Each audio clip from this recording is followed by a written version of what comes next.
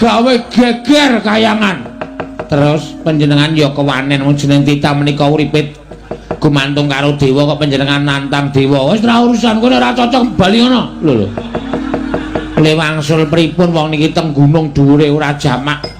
Gek ndelok ngisor nika nek jurang nika ditonton wangune ngisore ketok niki wis ora ketok ming megothok kok. Kok kon bali ora. Ora urung kowe ijen ya. Lho. Ijen pripun? Ora urung aku ki mati nang kene. Aku soalnya wis kebacut wani karo dewa iki mah aku tekan kene junjung karo Bathara Indra. Oh, sampeyan. Heeh. Aku ora urung engko mati em kowe engko ki ora urung ming rondo. Kowe mbangane nang kene rondo ning dhuwur gunung ora ana wong sing gelem medhun wae kowe nang donya men nggo rebutan. Wis panjenengan kok malah ngendikane kaya ngoten kula niku mboten seneng lho. Mergane iki wis tak niati tenan, aku arep tak waneni dewa-dewa. Nek pokoke dewa ora ana sing ngandhake bapakku sapa, arep dewa sapa wae aku ndak pandang bulu. Tetep tak kisro. Nek panjenengan pecah, kowe mulih. Ngomah ditunggu. Lah kula le kudu upama ana nylameti jenengan. Nek kuandhaku ora iso go mulih, batangku rasa gawa mulih. Nek wae nylameti nang omah. Oh, ngaten. Ngono wae ya, Yem. Aku njaluk pamit ya, sayang. Nggih. Arep kowe elek ning asli nek disawang ya elek tenan. Nggih. Mboten apa-apa. Nek wis ladi karo aku, wis setya bekti karo aku, setia.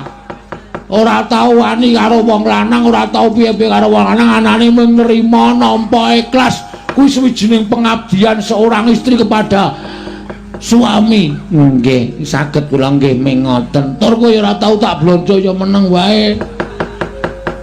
Nek aku pengen mangan iwak pite ya tak colongke. Kuwi wong wedok sing pancen tenan dhuwur derajate. Nggih. Nggih ming gembol dosa. Ora apa-apa. Ora masalah, santai wae. Ngaten ki ora. Wis aku tak mangkat. Tak methoke Bathara Indra, engko ndak serak tekan kene ndak malah kowe katut dosane. Kowe ndelik ya, Yam. Nek iso mulih nggawa tampar taleni wit terus medhun alon-alon. Oh, nggih ngestaken cawuk. Ning atos-atos iki Lurah Bagong. Mbok menawi menika pertemuan yang terakhir antawisipun ingkang garwa pun samiyem kalian Kang Mas Bagong. Kula nyuwun pangestu saged wangsul dumugi griya. Nggih Mas Bagong. Arep apa kowe? Arep apa? Ajeng nyium. Ki lho wingi tok ambung dompo. Kowe ngambung kok mawa wisol. Nggih pokoke nyuwun pangapunten kula tawa. Heeh wis kono mulih ikhlasno aku. Iki aku golek apa pengadilan tenan. Mergo kowe ya ora seneng to nek duwe tak pek bojo kok ora ndek maratuwa. Asline ya pengen ketemu maratuwamu. Nggih kepengin. Ya wis. Wis ngono bae ya aku njaluk ngapura nek ana saking kelumutanku aku mesti modar ning kayangan. Yakin sumpah aku iso apa to? Bedaya ya ora, sekti ya ora, ning mengkari niat karo semangat tok wis. Nek dewa do ngajar karo aku men diajar ora apa-apa pokoke aku arep medhun saka kayangan. Nek dewa ora paring ngerti karo aku, bapakku sapa ya ngantos-antos iki ora ya.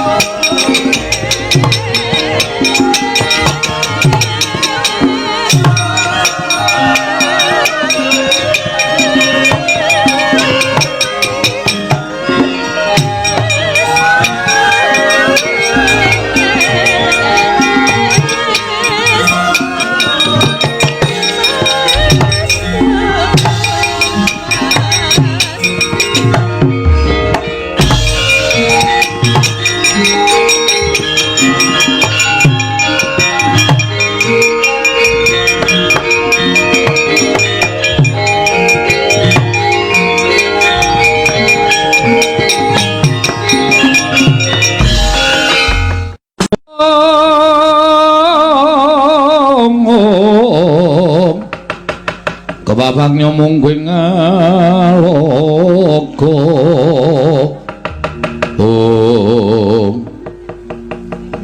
isih meso ora gelem bali saka pemanasan kowe Bagong.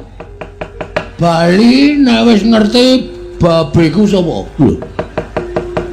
Oh aku nek ngerti bapakku sapa taun ana Windarana aku arep mulih saka Kayangan Bathara Indra. Siji kowe keluputan wani karo Sang Hyang Jagat Giri Pratingkah angka 2. Kowe ora nganggo tata krama ning Kayangan. Kanthi cara mengkono kita keluputan ra masalah arta kapak-kapake ra masalah. Iki mau aku entuk dawuh Hyang Pikulun Bathara Guru ya Hyang Pikulun Jatimurti malah kowe bakal jembungake ana ing kawah Candra Dimuka. Sapa sing ngomong ngono iki? Bathara Guru. Ngarsa dudu. Jare guru iki den bagus sing ngarsa dudu. Ning Bathara Manikmaya ya wong tuaku.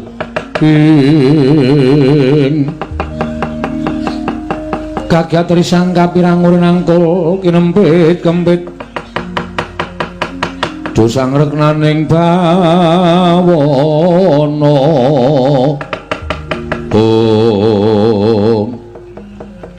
dadi aku takon bapakku no Bathara Guru ki Bathara Guru malah dawuh karo sampean Bagong nyemplungke nang kawah Candra Dimuka ngono ha.